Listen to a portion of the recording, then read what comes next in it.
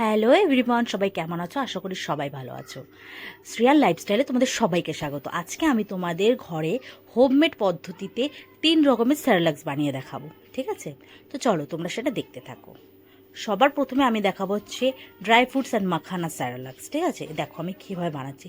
স্যারেলাক্সটাকে আমি মাখানাটাকে ভালো করে ড্রাই রোস্ট করে নেবো, ঠিক আছে? তো দেখো আমি ড্রাই রোস্ট করে নিচ্ছি। তো এটা বাচ্চাদের জন্য খুবই উপকারী, এটাতে ওয়েট গেনও হয়, ঠিক আছে? তো এই দেখো আমি এখানে আলমন্ড বাদাম দিয়ে দিচ্ছি, ঠিক আছে? এরপর দিয়ে দেবো এখানে হচ্ছে কাজু, ঠিক আছে? তো কাজুটা দেওয়ার পর এটাকে ভালো করে আমি এবার ভেজে নেওয়ার পর এখানে আমি আবার দেবো আখরোট, ঠিক আছে? আখরোটটা দিয়ে দেবো, এইটা বেবিদের জন্য খুব উপকারী, ঠিক আছে? এটা তোমরা ওকে সকালবেলাও দিতে পারো খাবারের জন্য, ঠিক আছে? তো দেখো এটাকে আমি ভালো করে ড্রাই রোস্ট করে নেবো। তো করে নিয়ে এইটাকে আমি ভালো করে মিক্সিতে দিয়ে নেবো, ঠিক আছে? দেখো মিক্সিতে দিয়ে নিয়ে আমি গুঁড়ো করে নিয়েছি। তো এবার আমি একটা ইয়েতে কৌটো করে আমি রেখে দেবো, ঠিক আছে? তো দেখো এরপর আমি তোমাদের দেখো ওটস স্যারেলাক্স, ঠিক আছে? এই দেখো আমি বাজার থেকে এই ওটসটা কিনে নিয়ে এসেছি, ঠিক আছে? তো এবার আমি এখানে একটা ফ্রাই প্যান নিয়ে নেব।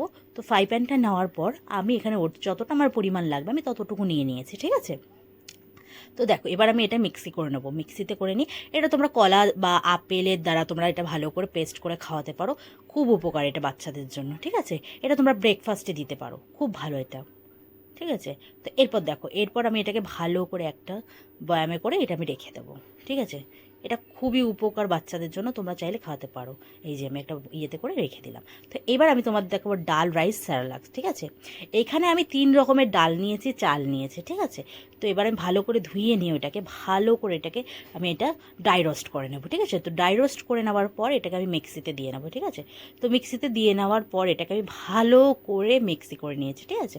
তো করে নেওয়ার পর দেখো এতটা হয়েছে, কিন্তু না আমার মন মানলো না, তাও আমি এটা ছাঁকনিতে ভালো করে ছেঁকে দিয়েছি, যেন ও খাওয়ার সময় সেই দানাগুলো যাতে মুখে না পড়ে, ঠিক আছে? তাহলে বেবির খেতে অসুবিধা। তো এবার দেখো এটা আমি এইভাবে রেখে দিতে এলাম।